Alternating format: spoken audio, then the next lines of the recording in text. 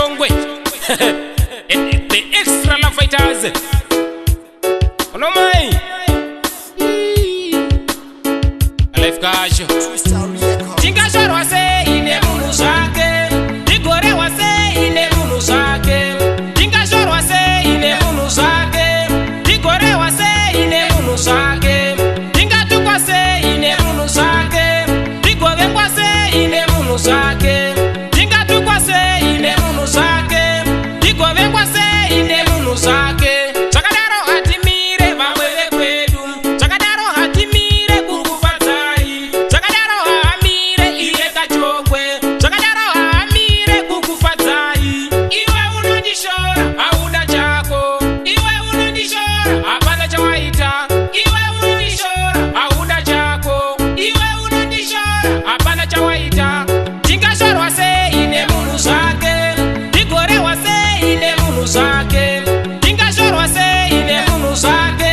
Digore wase ine munu zake. Tingatukwa se ine munu zake. Digore kwase ine munu zake. Tingatukwa se ine munu zake. Digore kwase ine munu zake. Apa anokushora ana chake. Iye anokushora iye anei. Apa anokushora ana chake. Iye anokushora iye anei. Iwe unondishora hauna chako. Iwe unondishora hapana chawaita. Iwe unondishora hauna chako. Iwe unondishora hapana chawaita. Ungashorwa se ine munu zake. Ukotukwa se ine munu zake. Ungavengwa se ine munu zake. Ukotukwa se ine munu zake. Munu nekuti uno munhu uri pamunhu asi munhu arongoshora munhu nekuti ane vanhu vanenge vachimutsigira paunhu. Zvakadaro hatimire vamwe vekwedu.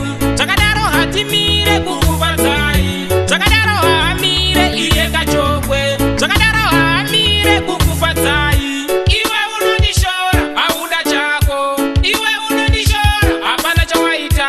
Iwe unondishora hauna chako. Iwe unondishora hapana chawaita.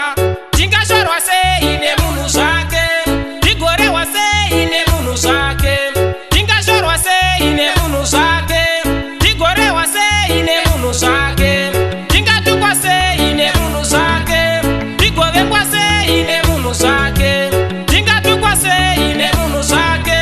Digore kwase ine munhu zake. Rest in peace, my brother Thompson Tagwi Kawobo Mbofu. Zurura murugare.